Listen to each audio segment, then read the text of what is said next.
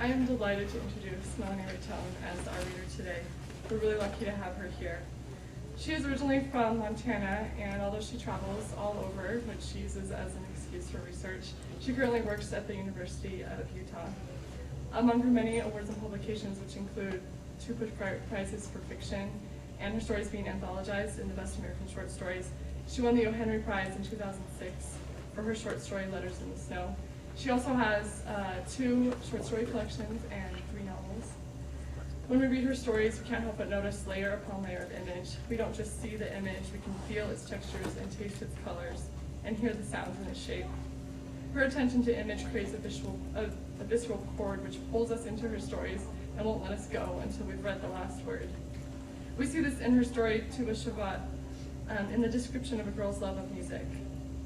Now she plays piano, zither, cello, gypsy love songs, Bob Dylan, Arvo Part, Ludwig van Beethoven. Now she serenades a doll, now the snow is dancing. She conjures the carnival of St. Signs, kangaroos and tortoise, wild asses, people with long ears, pianists, fossils. She plays the songs that Dvorak's mother taught him, the cello strand of Transfigured Night, Leonardo Cohen's Hallelujah. She loves the cello because it vibrates through her bones and its voice is almost human. It comes first, that night, that morning. She loves the zither because even the wind knows how to play it, as if her gift is not her gift, only the breath passing through her. We see this in the story Letters in the Snow, when a character thinks about a past abortion. At 20, I let a doctor scoop me out. Better this way, I thought. I let a nurse flush me. Gone this fast, my second child. You were so small and slept in a little dollhouse forever and ever. My children. One walks the earth and one I carry still. She's a fist in the heart, a pulse in the pelvis. She could be anywhere, any age. Her spirit returned in any body. Be kind, she says. You owe me, and I am kind. Melanie Raytone's stories have what Margaret Atwood calls the ancient Mariner effect, a sense of urgency, a sense of captivation, not just for what happens, but for how it happens. Her words leave scars, which we can't help but examine even after the story is over. Please welcome Melanie Raytone.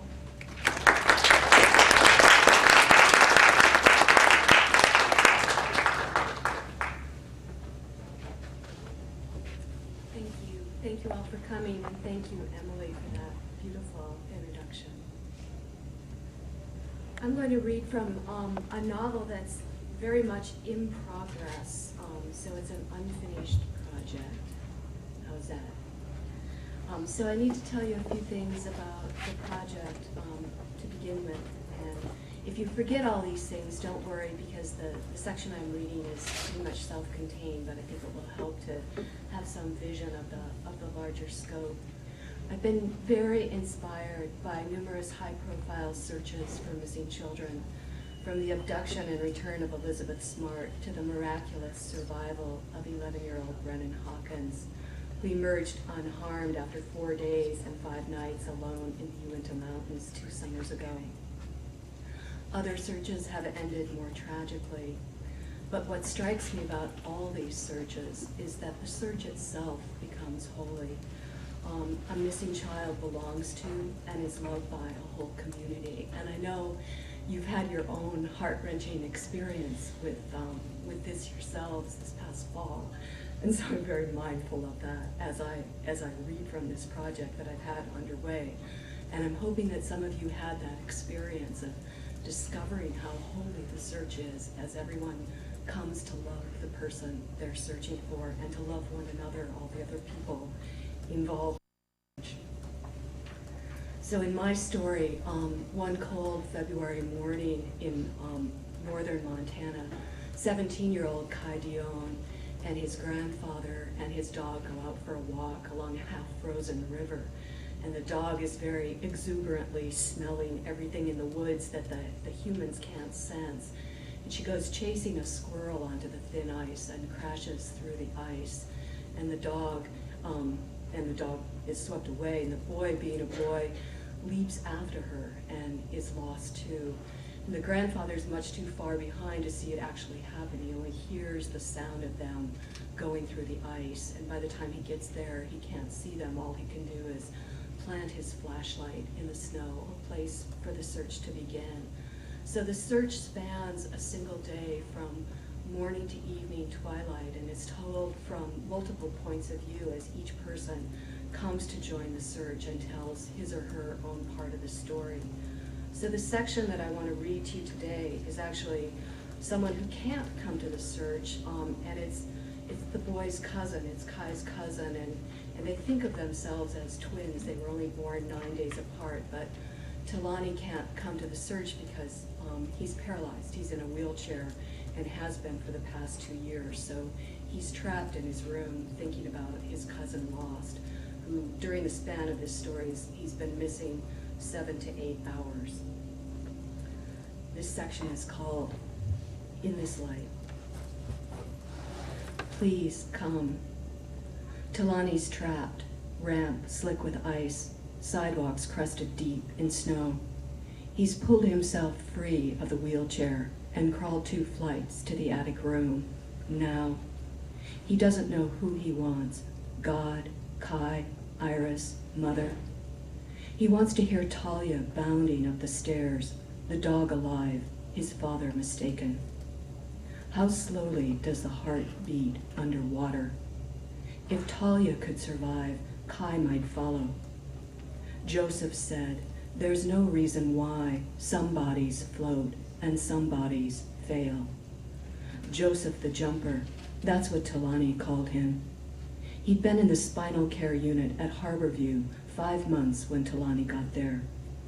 Joseph Trujillo flew from the West Seattle Bridge, snapped 3 times and lived, blessed, he said, no reason. Talani wants the pigeon in the attic to die or rise up and fly out of here. He's flung the window open wide, but she won't go, she won't leave him. 3 days she stood, trembling in the shadows, refusing to speak, refusing to take the breadcrumbs he's tossed her. She's leaking blood and water, clear pink fluid dribbling from wounds he can't see, flesh he can't heal. Outside, brothers and sisters mourn. Coo, coo, coo, coo, coo. She might be the Holy Ghost of one he wounded years ago, before, when he was fast on his feet, a boy with slingshot and stones, bow and arrow, so quick, his limp legs twitch, remembering. He speared lizards and snakes, he shot robins and squirrels.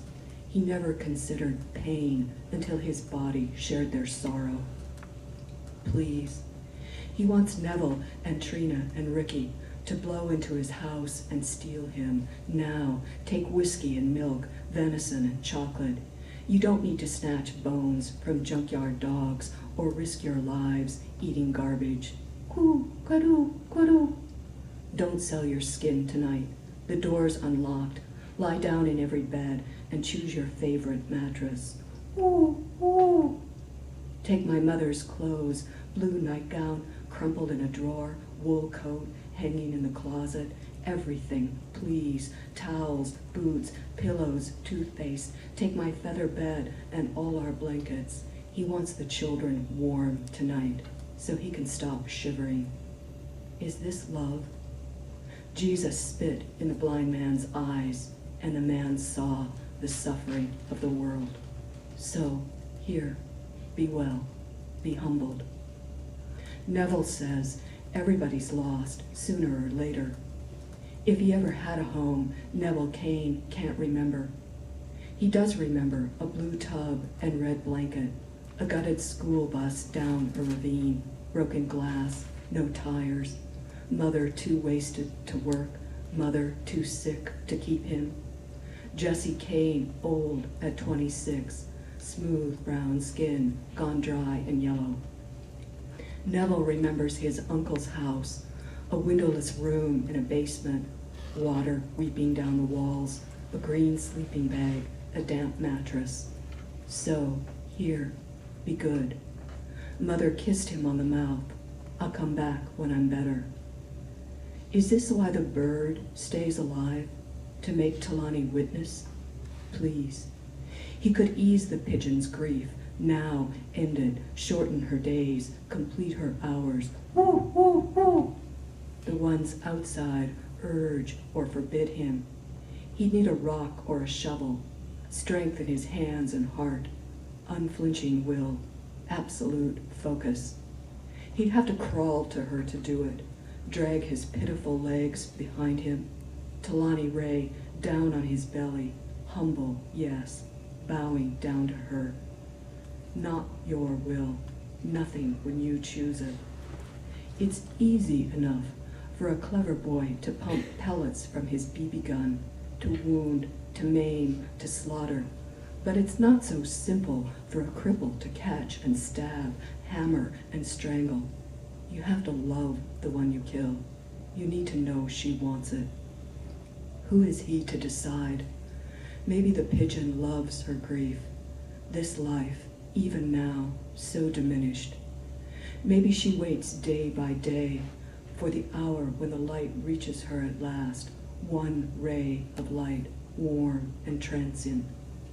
To kill the bird now, before she chooses, he'd have to frighten her, cause a sudden grief of fear and struggle, the bright stab of pain as she twists and flutters. Ooh, ooh, ooh, ooh, ooh. No wonder the others cry, sensing what he imagines. Joseph the survivor said, "You don't know if you want to die until somebody offers to help you." Joseph Trujillo stood on the West Seattle Bridge, leaning out and leaning back again, stalling traffic, in and out, now, do it, a dozen times in a dozen minutes, trying to decide, is this a good day to jump, or should I wait for another? How could he know? Even tonight, there might be some secret blessing, clouds full of coral light, bright water reflecting them. How can a man think with horns blasting, jump? He found the place he wanted, high enough, away to the water. He wouldn't hit the tangle of roads beneath the bridge, wouldn't fall to Harbor Island. Do it. If he waited too long, a fireman would save him. Now, the ones stalled in their cars wanted Joseph Trujillo up and over the edge, out of their sight, gone. One less heap of trash soiling the world. Please. He didn't intend to cause them trouble. That morning, in his tent under the freeway, down deep in the jungle of hemlock and pine, sword fern and maple, Joseph washed his whole body clean with rubbing alcohol, so I wouldn't smell too bad, so I wouldn't dirty the water. Good today not to dig in dumpsters, to stay hungry, to die light and full of God, almost clean, needing no man's mercy. Blessed are you who hunger now. Jump, you idiot. No human hand will ever hurt me. Row, row! Gulls cried, come to us now, do it. He looked back to see the mountain rising out of cloud, disconnected from earth, only the peak of Rainier visible. How can you bear to leave this world? Was this the mountain's voice, or had the sturgeons come from the sea to catch him? Look at you, the light on your hands, just now, so beautiful. After the rubbing alcohol, Joseph dusted himself with baby powder. The smell of it kept him on the bridge. Mother. Before he had a word for her, he loved the first salty sting, the warm stream from her nipple. You can die tomorrow.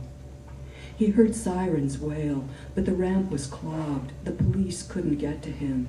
Joseph. He could still go home. Please, one more night. Can I sleep here? So kind Mother was the last time, finding his favorite flannel shirt, pulling white towels from the cupboard. He caught a filthy beggar in the mirror, torn trousers creased with mud, black hair hopelessly snarled. Jump. The shower burned, hard and hot, tiny pellets. Please. He was afraid of the body in the mirror, skin scorched raw, bones chattering. Those clean, quivering hands couldn't hold a razor. Help me. Father oiled his face and shaved him smooth. Why speak now? Mother took him to the porch and snipped his wild hair down to soft curls. Home, everyone alive in the merciful light of evening. Joseph watched fine strands of himself lifted by wind, stolen by sparrows. May you never die.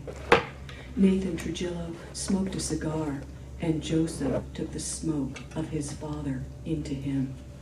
Love. They loved him even now, the birds, the wind, the light, his parents. But the child lost and found and full of smoke slipped free 6 hours later. The sheets hurt, too blue and busy. He stuffed a plastic bag with Spam and tuna, a pint of cream, 6 oranges. He stole $20 from his mother's purse. Please. He sensed her lying in the dark, holding her breath, breathing only when he did. Mother, with her eyes wide, anything you want, take it. She heard the plastic bag crimp and crackle, felt his hand slide into her purse, his fingers slip into her wallet. I'll weep when I die, a cold, black river. Joseph pressed down the keys of the piano so tenderly, hammers struck wire, but made no sound, left no chord trembling.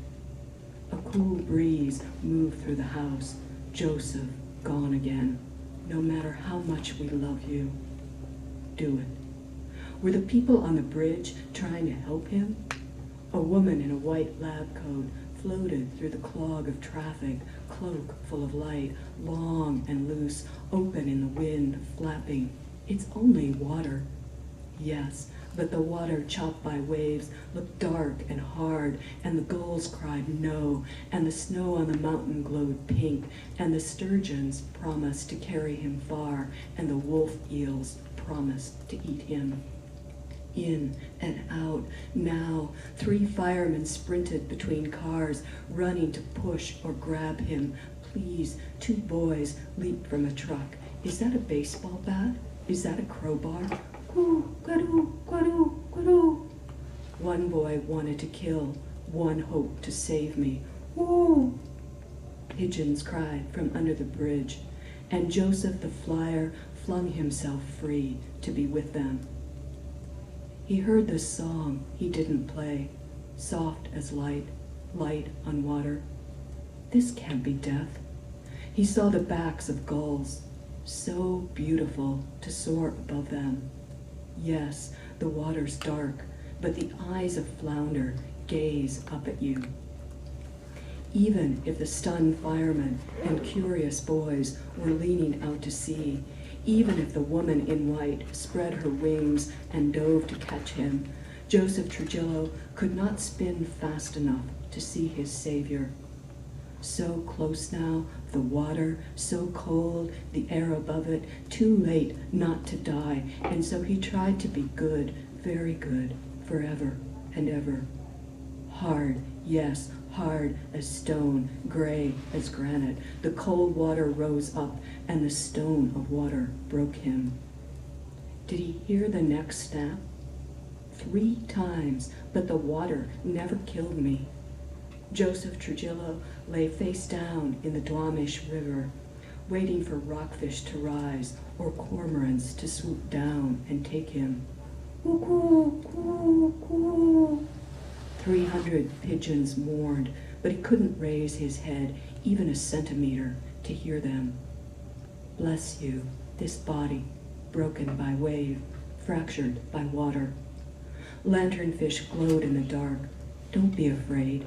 They'd come from sound to bay to river. We'll light your path to the bottom. So close to life, all life, here at the end of it. Mother and father swam from shore to touch their only son, to witness. No crying now, you can't weep in water. They couldn't turn Joseph to the air without severing his spinal cord. He would die this day, soon, lungs pierced by splintered ribs, spleen ruptured. No lullabies, please, I can't hear you. He felt clouds watching their backs. See how small we are? Fish, sea, sky, mountain. His parents were the cold waves so sweetly numbing him. Now, nothing more. Rock me unto death. Rock me on the water. Something black and terrible rose up, not your will. 3 beings came, eyes huge and blind, tanks pumping oxygen. Don't save me. They didn't feel the surge of Joseph's thought roaring down the river. Please. The lanternfish fled. We can't help you. 1 man swam on each side. 1 dove under him. This creature had arms strong as a vice to clamp my head and flip me over. 1 iron arm down the spine, 1 straight down the sternum. The other slipped a stiff board under him, stabilized my neck and strapped me tight, head and chest, knees and pelvis. Blessed are you who thirst for air, who gape empty. Joseph couldn't speak or breathe. You who died have been delivered. 2 men on the boat raised him up. They had a mask and bag to start his breath, oxygen to flood him. Don't be afraid. The divers lifted their own masks and peered at him with human faces. Light slanting through clouds touched the men's hands as they touched him. Love, no matter what you've done, no matter how dirty. He tasted blood in his mouth, felt front teeth shattered. The 5 prayed to the 1 broken, just stay with us. And he did stay because they wanted it. They risked their lives to save mine. Who was I to take it from them? Blessed are the broken. Blessed are the merciful. Joseph died 3 times in the hospital, and each time Jesus came and laid his hands on my chest and jolted me. It makes as much sense as any other explanation. Joseph the jumper, 3 times dead, 3 times fractured, arrived in the spinal care unit at Harborview Hospital in early March, and Talani Ray arrived from Montana in August. There's no reason why some bodies float and some bodies fail. Talani was a flyer too, nothing spectacular, not a bridge or a cliff, only a bicycle. Joseph should have been paralyzed from the neck down, should have died when he hit or drowned in the river. Jump, you idiot. Blessed are you when men hate you. 38 years old, 17 years homeless, Joseph Trujillo survived the walk across the bridge, the 150-foot fall to the water. Isn't this enough of a miracle? Jesus held my neck in his hands one night while the rest of you were sleeping. Joseph whispered in the dark, "If you wish, you can heal me." And Jesus said, "I do wish it, but I'm old and tired." It was true. The man's hair was thin and white, his long beard full of feathers. He pulled a chair to the side of Joseph's bed. "I'll just wait with you a while." In October, Joseph Trujillo walked on his own 2 legs out of the hospital. No metal frame to hold him straight, no crutches, no walker. His left leg felt weak, his right hand tingled. I'm not asking you to believe. I'm asking you to witness. Joseph was free to live under the interstate again in a tangle of blackberry bramble, nightshade, and holly, free to build a house with sticks and tarps, cardboard and plastic. Blessed are you who live off the trash of the lucky. Joseph Trujillo was free to dig a pit and line it with rocks and build a fire, free to eat his dinner out there in the wild woods with 10,000 birds singing his name and 10,000 cars roaring above him. Joseph Trujillo was free to die another day. Talani read about it in the paper. Not Joseph, but one like him, another scrap of a man doused in kerosene, despised and mocked, set on fire, murdered by boys like Talani Ray, fast on their feet, quick and cruel, children who on another day might have gone to the woods to spear snakes and shoot squirrels. Why does anything die? How can anyone murder? Are you better than a bird? More clean? More holy? The pigeon who won't die waits for the light to reveal her luminous body. Talani feels it now, her pain, the place he's broken, his own spine stabbed, a fizz and burn down his legs, sharp ribs piercing. He's the one with the knife and the one in the gravel twisting. Please, come. You're not going to die today. Please, I'm going to kill you over and over. Coo, coo, coo. Now you know what, how it is for all the others. Please. And something does come. Not God, not his cousin Kai, missing now 8 hours under the ice in the icy river, not his sister Iris, face burned by cold, fingers half frozen, not his mother who left her voice at the edge of sleep and her smell in every closet, not Trina who let him kiss her naked legs down by the river one holy night last summer. No, none of them come to this room in this hour. Talia doesn't bound up the stairs to shake her wet fur, to spray, to lick, to love him. The pigeon doesn't rise and fly, doesn't offer proof. Yes, even now, all things in me are possible. Please. Only the light comes. And the bird who has stood in shadow all day stands in the miraculous light, washed clean, head shimmering bronze and pink, throat flickering green and lavender. Everything rises up. Everything dies after. The bird offers herself to him, feathers alive with light, whole body trembling. Last summer, Ricky and Trina and Neville stole Talani's clothes and left him drunk by the river. All night, owl spoke to stone, water to willow. Before she ran away, Trina let him kiss the smooth, hollow, pale skin between the bones of her pelvis. Never, never will he feel himself moving with her, but when he touches Trina's legs, his own legs shiver. Is this love? Every blade of grass leaves its imprint. Nothing is separate now, nothing outside the mystery. Rock, cloud, tree, river, Talani's body made whole by the bodies of others. Please. He didn't want the day to come, didn't want God to find him naked. You can't say my name softly enough. Kai helped Talani's father lift the broken boy back into the wheelchair. Your most tender touch destroys me. Who is he to choose life or death, to imagine Kai on one shore or the other, until I see you with my own eyes, until I touch your numb or radiant body. Koo, kuru, kuru.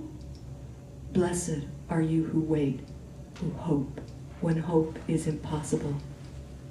The light holds the bird, and the boy beholds her wonder.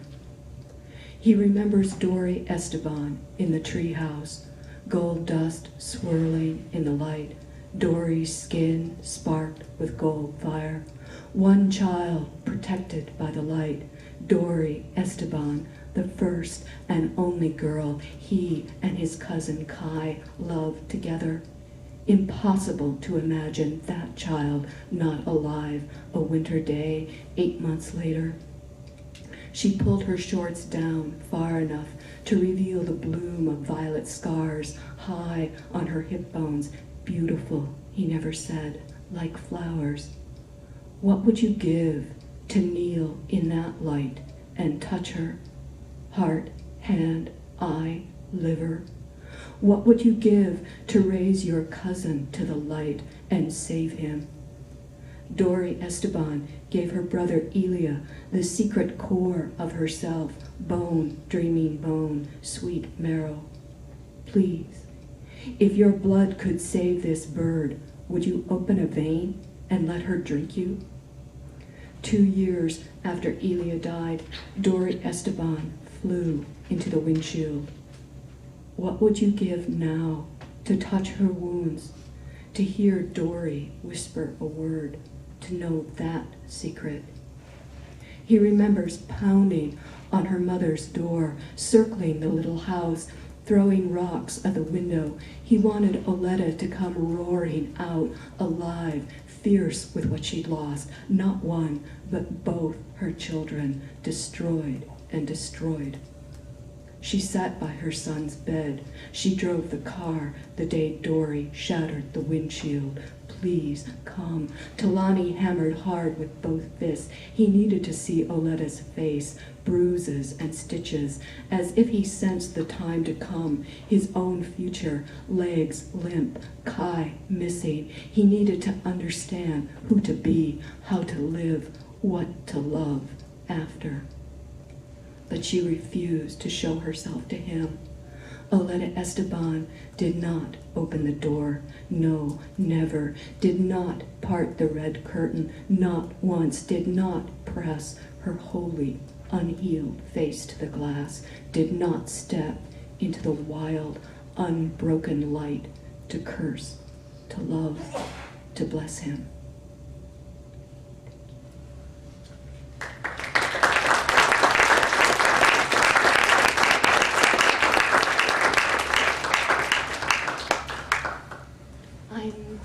To answer questions, if anybody wants to ask me questions now and or later on when you come talk to me. Yes? Do you know if your characters are before you start writing? I don't know if you heard your question or not. Do I know who my characters are before I start writing? Sometimes a little bit, but mostly not so much. And I usually answer questions better if they're in the specific case. So in this case, the genesis of the three of the people in this story, Kai, the boy who's missing, and Talani, the boy who's paralyzed, and Iris, Talani's sister. I was in a skate park one day, and I saw these three children, and the boy who was paralyzed was riding a skateboard down the gentlest slope at the skate park, so he's like folding his limp legs onto the skateboard in order to do this. And his sister is sitting, or the person I'm imagining is his sister, is sitting in his wheelchair popping wheelies, and the other boy is running down to push him back up to the other side, because of course he can't get to the other side. So really my curiosity about the people began with that image of seeing these people and thinking, these kids really love each other. Who are they to one another, and how did this boy become paralyzed?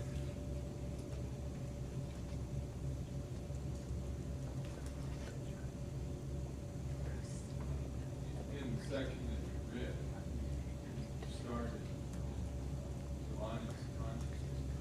That consciousness seems to go so very far into Joseph's experience. Can you talk about that movement? What you can see or imagine? Yeah, Professor Jerrington just asked me, the piece really starts in Talani Ray's sensibility and moves then very far into Joseph Trujillo's experience, and he just is wondering how I'm envisioning that kind of movement. And part of it, I think, comes out of the material. And I often work in this way, but I really do believe that there are times in our lives when those barriers between us break down and we begin to sense and believe that we understand other people's experiences, and I call that compassionate imagination. And I think, during a time when you're really afraid or really hurt or really suffering, and you're bound by love to people who are engaged maybe in the same kind of struggle or a similar struggle, that is a time when those individual barriers start to collapse and you're really able to go outside your usual sensibilities, and maybe you're accurately imagining people's experience and maybe not, but at least you're entering into that enterprise of thinking, what would it be to be this other person? So Talani has had this incredibly intimate experience with Joseph while they're both in the spinal care unit at Harborview in Seattle. And when you're in a treatment of that kind, you're with people for months and months and months, and you're really engaged in, you know, the same kinds of struggles, learning how to cope with a body that's been compromised in some way. And so he would have a great deal of access to Joseph's personal life and those notes of his history, but also the invitation to imagine the parts that he doesn't know.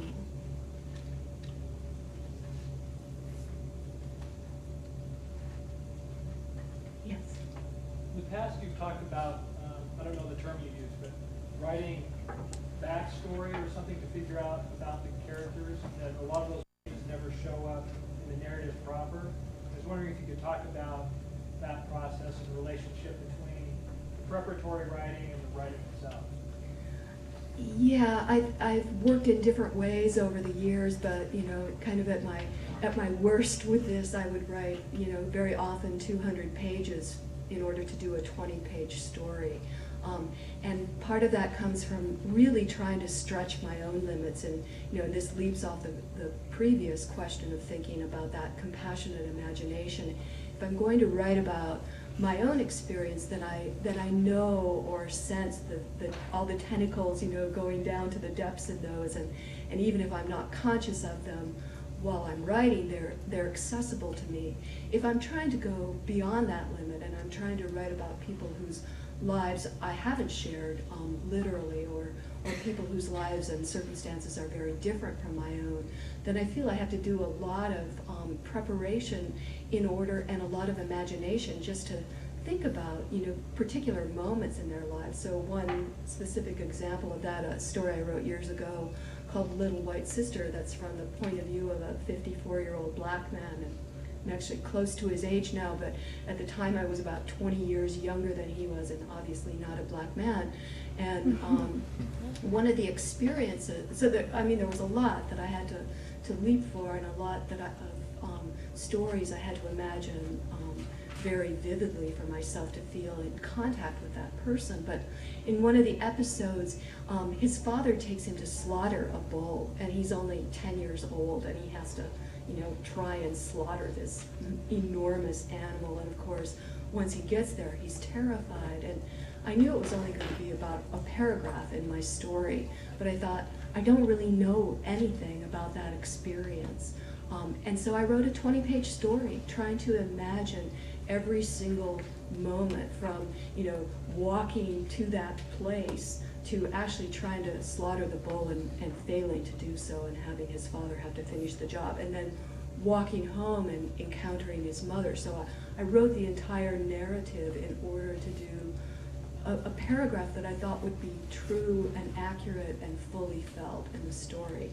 And I think, you know, many writers and who are very, very successful don't do that kind of work, and some people think I'm pretty crazy to do it. But for me, the writing process really isn't about finishing the story or having the final product or publishing the piece. It's about really, truly trying to grapple with an experience that's different from my own, so that I might somehow move and push beyond my private limits.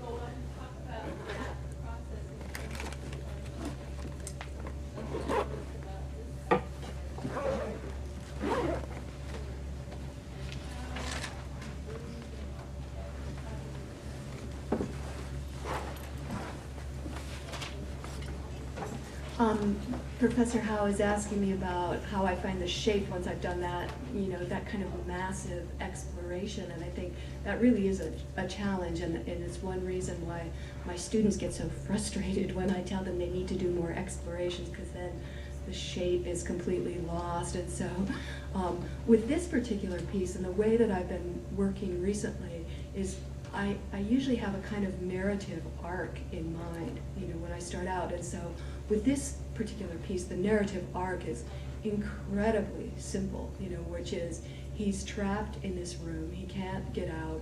He's been encountering this pigeon that's been dying in this room for 3 days that he's unable and also unwilling to put out of its misery. And I know, in my mind that what happens at the end of that piece is that the light's going to come and illuminate this bird and help him see the grace in that, and that, like, that's all that bird is living for, and that's all that he's going to experience with it. So I know, that's the shape of the whole story. And so everything that happens within that is somehow returning to that moment. So as long as I know, somewhere far off, there's something I'm trying to get to.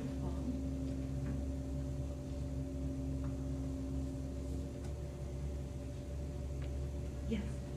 So much of the grid is poetic, especially with pace, rhythm.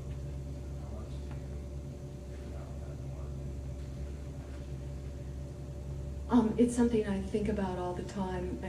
As you're pointing out, it's a very conscious effort, and I read my work over and over out loud as I'm making it, trying to get the rhythm and the sound right, because my feeling about language is that the meaning of words only is a small part of how language communicates, and language communicates as much by sound and rhythm and pace as it does through the actual denotation of the words. So I think I've got to get the word right so that the reader can penetrate the meaning, and if the reader is reading to him or herself, he or she may not be conscious of that underlying rhythm or sound, but I think subconsciously it's still really having an effect. And I'm really conscious of that out in the world, the kind of layering of sound and the rhythms of sound going on, and I think it's all part of a kind of shared language and shared experience. So with this piece in particular, there are all the bird sounds that are coming through, and that's very much a part of the narrative and a part of the ongoing conversation and a part of the meaning. So the bird sounds that you may or may not understand what the means, that somehow that's creating a feeling and an understanding for you about what Talani's experiencing in the story. So without those rhythms, the meaning's only halfway there for me. Yeah. When you do the backstory, then you go back to write the actual thing that you're planning on using. Do you look at how much do you use the actual backstory? Do you cut lines out, or do you just kind of start anew? With the piece I was just talking about with Little White Sister, another section of that, there's a woman who appears in that story, and she actually speaks 17 lines in the story. And I wrote 50 pages on her life. And so really it was 50 pages so that then when I went to write the story, I could think of something that she might genuinely say about her life in that really cryptic way. So I didn't lift specific lines out of the narrative. It was more like, oh, in this moment, this is what I can actually imagine her saying. So I think it works in different ways sometimes. So it might work that way where I'm using that to inform me when I get to the point in the story. Other times I might look back on it, and usually I can tell, so much of that is just kind of, flat writing, and there will be one paragraph or a few lines here and a few lines there that really sizzle, that are really vivid, and I know that's the part I've been writing all that other material in order to see.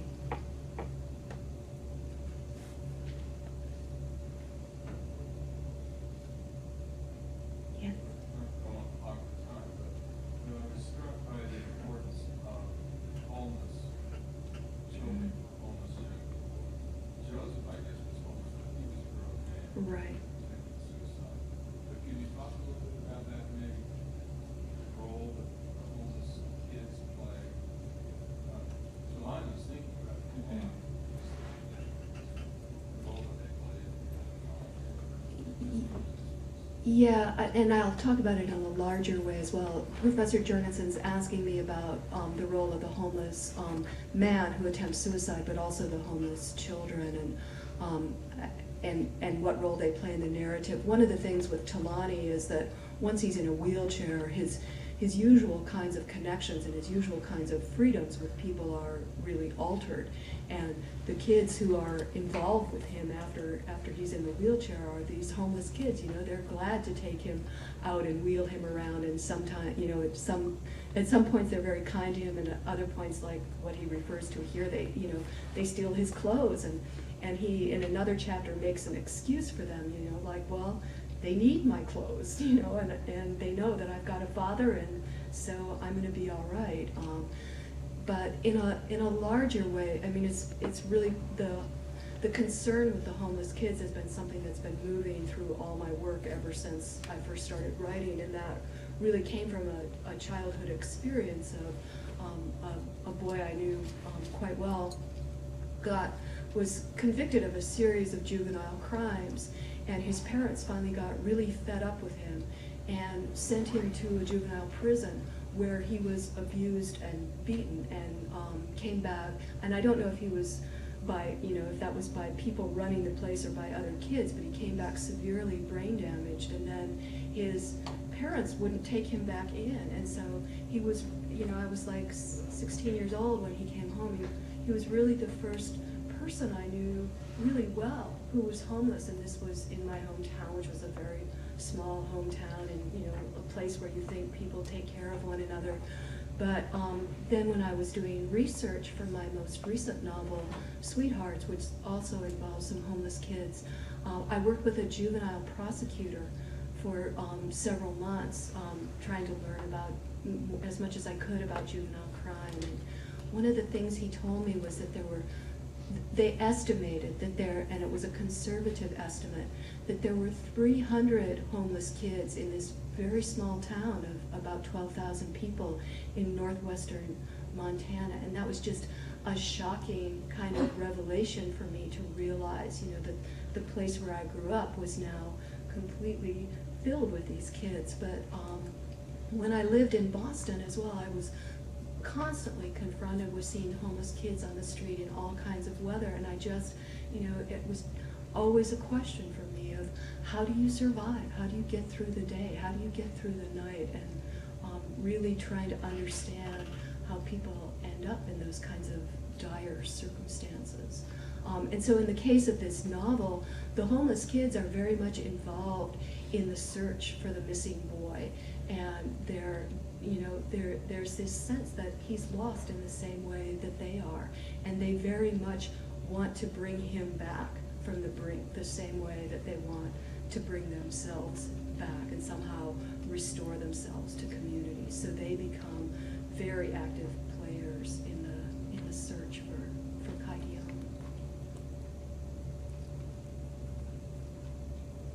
This seems like a very difficult novel to plot. Yes, or a simple novel in terms of plot, because the plot of it is really the day of the search. What has become enormously complicated, and maybe too complicated for a reader, I don't know if that's true. It's not too complicated for me as a writer working section to section, but I think one of the things that happens when we're in these really intense situations, once again, is that our barriers break down. And so when you're thinking about, someone who might be at the brink of death, someone who is in grave danger, that one of the things that happens is that you're thinking about that person, imagining that person's life, imagining all the people who love them, but you're also plunged, I believe, into the deepest memories and most poignant moments of your own experience.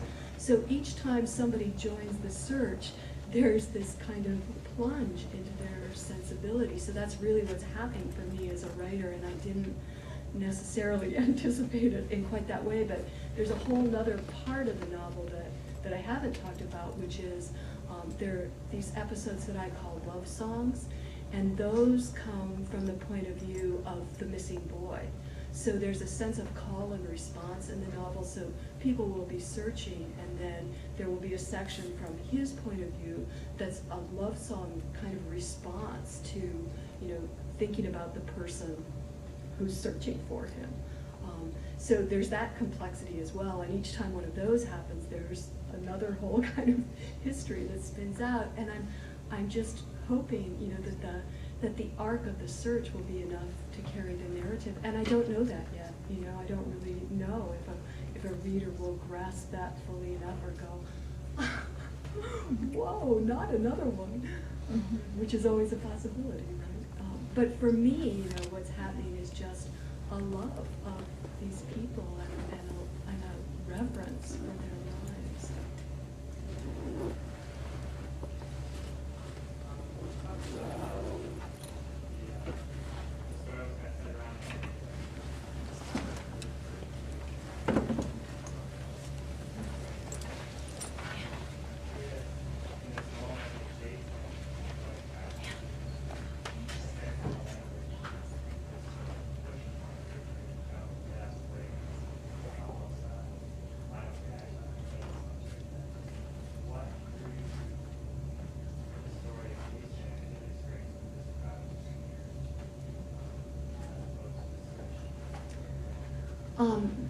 You know, I think there are really different kinds of responses that people have to people in trouble, and homeless people are like the final despised group in our country. I think, you know, they're the victims of incredible violence and incredible prejudice all over the country. And, you know, you can go on the web and you can get just lists and lists and lists of horrific crimes against homeless people perpetrated by, you know, oftentimes groups of young people.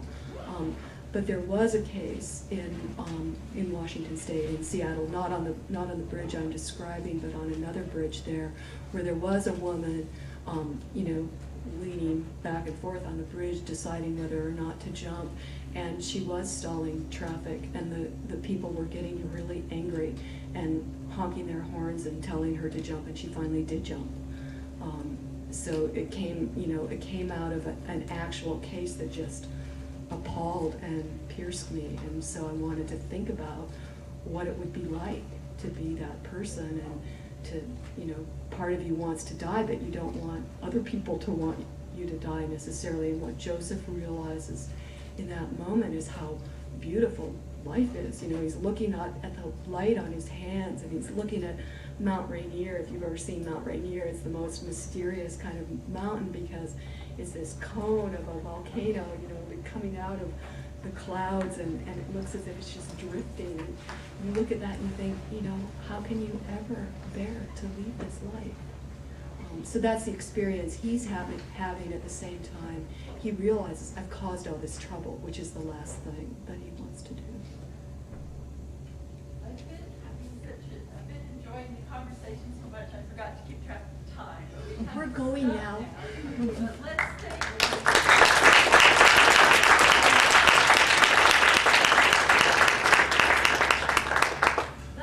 That was marvelous. Thank you so much. And everyone, please remember to join us for the reception and the book signing.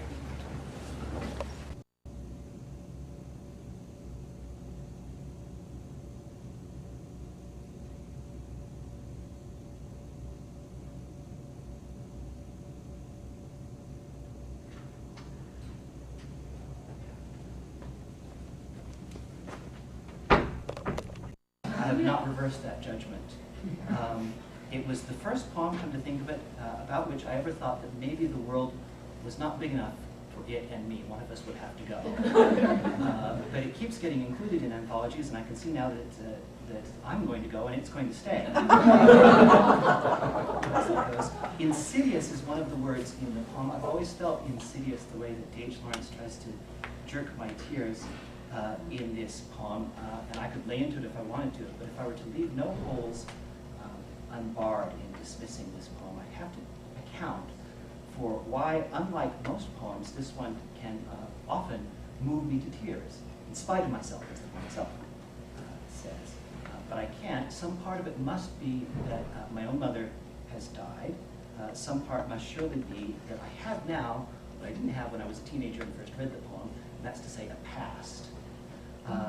So there's nothing can be done. This stubborn poem is going to persist to remind people like me that it's often poems that do not meet a professor's standard for good poetry, that can make me weep like a child. And one of the functions of art, music and poetry both, is to remind us of the things that are more important than art, music and poetry both.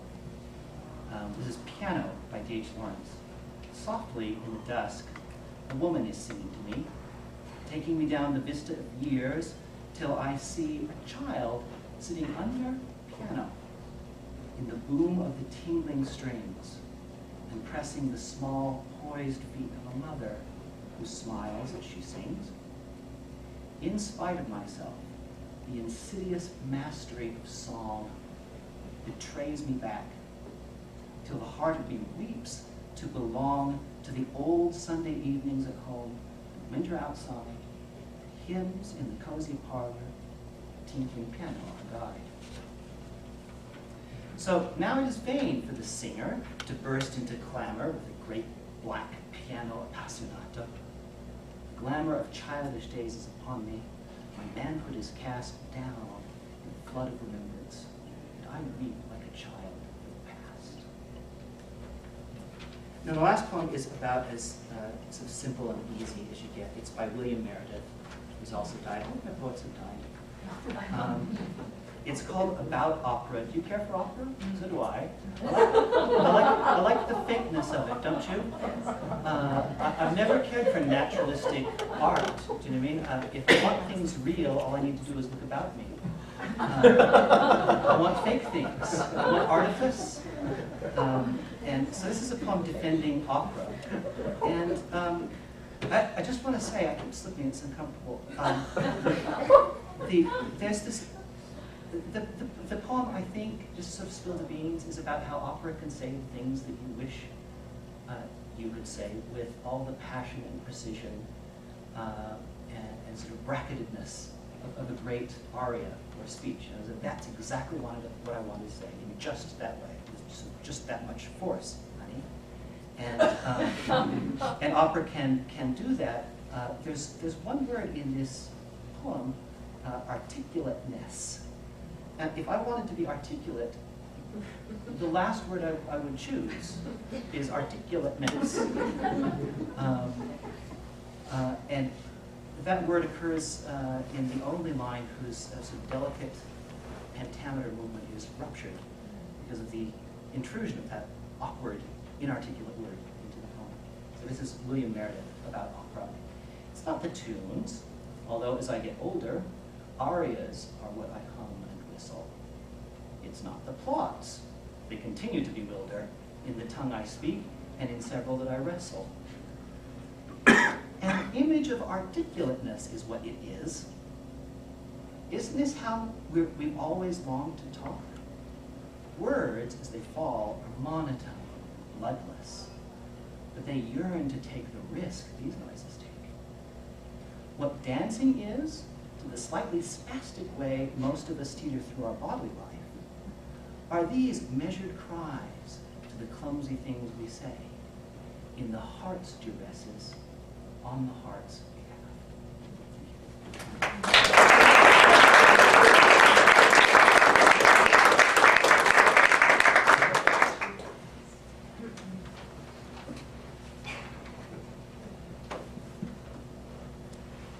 This first poem that I'm going to read is Garcia Lorca's The Guitar. How many speakers of Spanish do we have here? A handful. I'm reading it for all the wrong reasons, that is for sentimental reasons. I encountered this early as an undergraduate while completing a Spanish minor. Ran into it again as a graduate student in a translation course with one of my mentors, Richard Howard. He asked us to look at a well-known poem and 4 or 5 of its translations and to weigh in on those translations. So I spent a lot of time with this poem. A couple of years ago in London, the first play that I attended was one of Garcia Lorca's plays, Blood Wedding. And so I'm very nostalgic for his work and for that play. This took place in the basement of a London pub while people were screaming and stamping about. The total seating in this theater was 37. I counted the seats. They'd been taken from various theaters. The So if you'll indulge me, I'm going to read it in Spanish first, something that I've never done in public. It's called La Guitarra, and I hope that it carries out a project that John mentioned, that is that the poem itself is its own music. The translation falls off somewhat, and you can see what might move someone to want to translate this poem. La Guitarra. Empieza el llanto de la guitarra. Se rompen las copas de la madrugada. Empieza el llanto de la guitarra. Es inútil callarla. Es imposible callarla. Llora monótona como llora el agua. Como llora el viento sobre la nevada. Es imposible callarla. Llora por cosas lejanas. Arena del sur caliente, que pide camellias blancas. Llora flecha sin blanco, la tarde sin mañana, y el primer pájaro muerto sobre la rama. Oh, guitarra, corazón malherido por 5 espadas.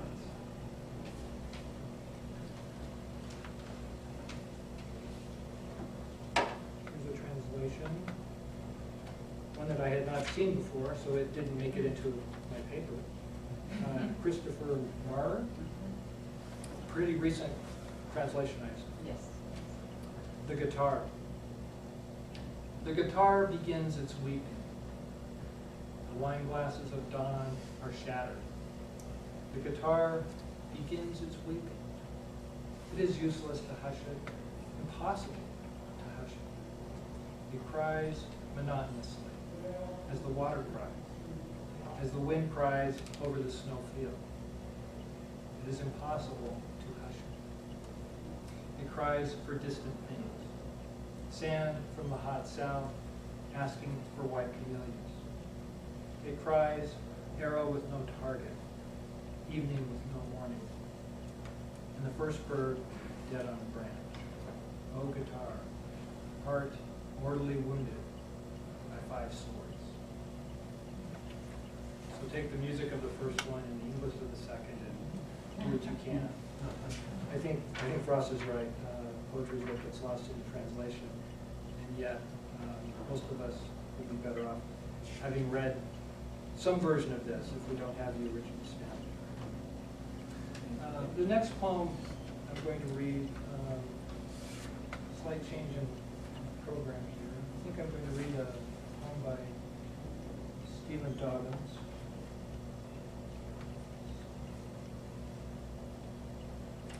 Titled Loud Music. My stepdaughter and I circle round and round. You see, I like the music loud. The speakers throbbing, jam-packing the room with sound, whether Bach or rock and roll. The volume cranked up so each bass note is like a hand smacking the gut. But my stepdaughter disagrees. She is 4 and likes the music decorous, pitched below her own voice, that tenuous projection of self. With music blasting, she feels she disappears, is lost within the blare, which in fact I like. But at 4, what she wants is self-location and uses her voice as a porpoise uses its sonar to find herself in all this space. If she had a sort of box with a peephole and looked inside, what she'd like to see would be herself standing there in her red pants, jacket, yellow plastic lunchbox, a proper subject for serious study. But me, if I raised the same box to my eye, I would wish to find the ocean on one of those days when wind and thick cloud make the water gray and restless, as if some creature brooded underneath. A rocky coast with a road along the shore where someone like me was walking and has gone.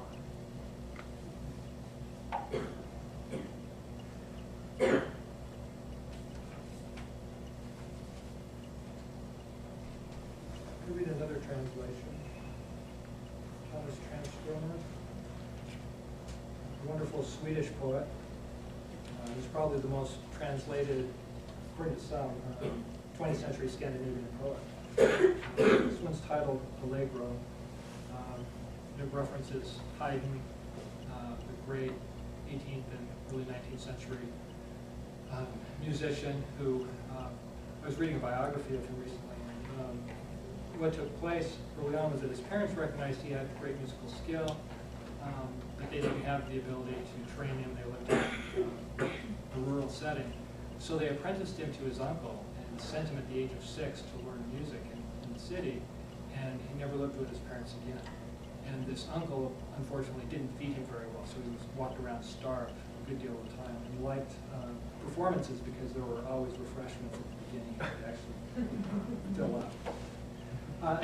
This poem I like because it emphasizes the way that a particular composer or a piece worries its way into our daily activity, and the whole day starts to look like that music or feel like that music in some way that we can't quite explain. Allegro. After a black day, I play Haydn and feel a little warmth in my hands. The keys are ready. Kind hammers fall. The sound is spirited, green, and full of silence. The sound says that freedom exists and someone pays no taxes to seize it. I shove my hands in my Haydn pockets and act like a man who is calm about it all. I raise my Haydn flag. The signal is, we do not surrender, but want peace. The music is a house of glass standing on a slope. Rocks are flying, rocks are rolling. The rocks roll straight through the house, but every pane of glass is still whole.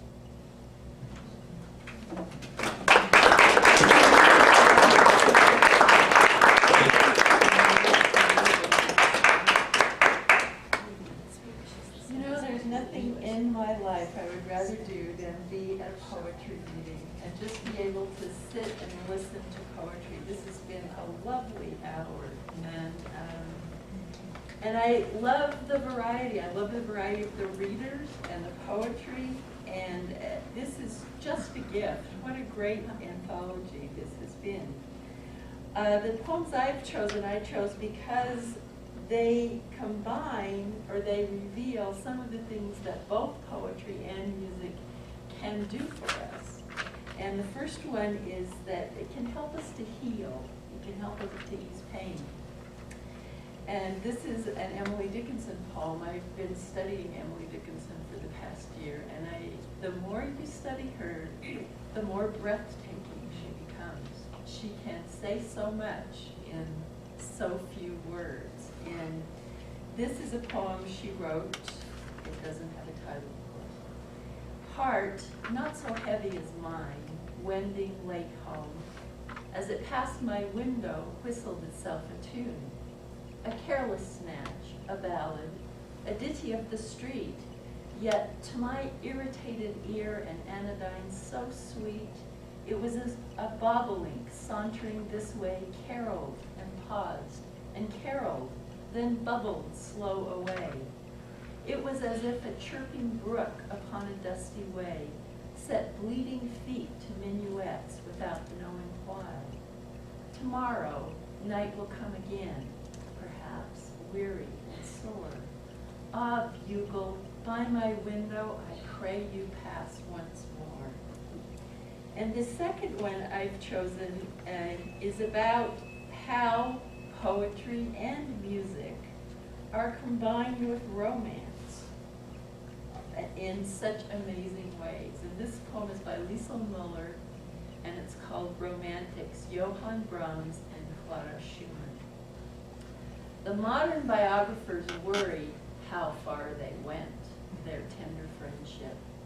They wonder just what it means when he writes, he thinks of her constantly, his guardian angel, beloved friend.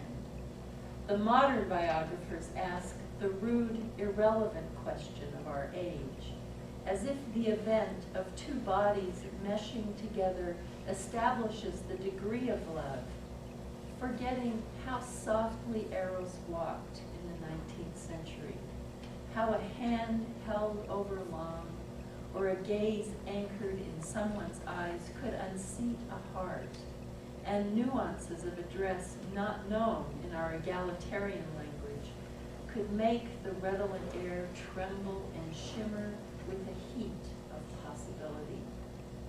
Each time I hear the intermezzi, sad and lavish in their tenderness, I imagine the two of them sitting in a garden among late blooming roses and dark cascades of leaves, letting the landscape speak for them, leaving us nothing to overhear. And the last one is the Handbell Choir by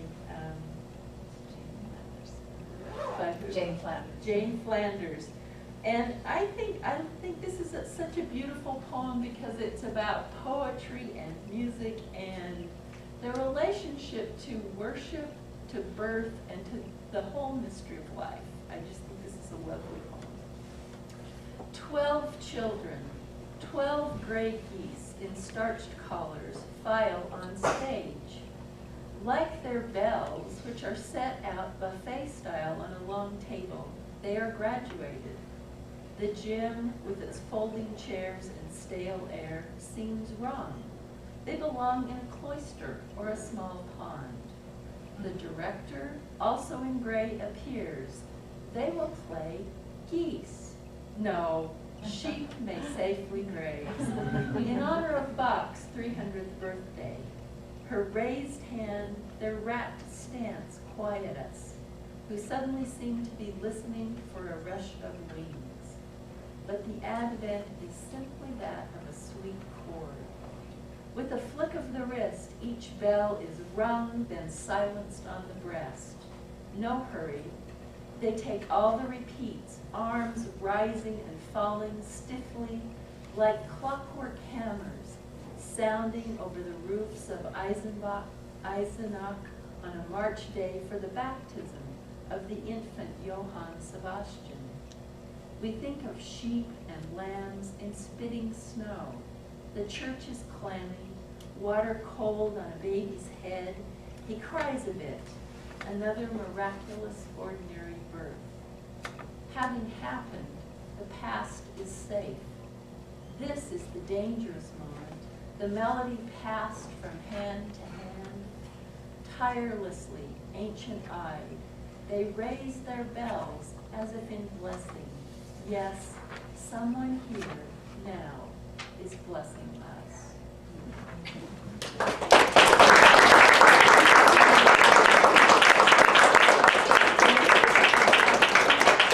I think who we should applaud for is Helen Handley Houghton for having created this beautiful anthology. So thank you.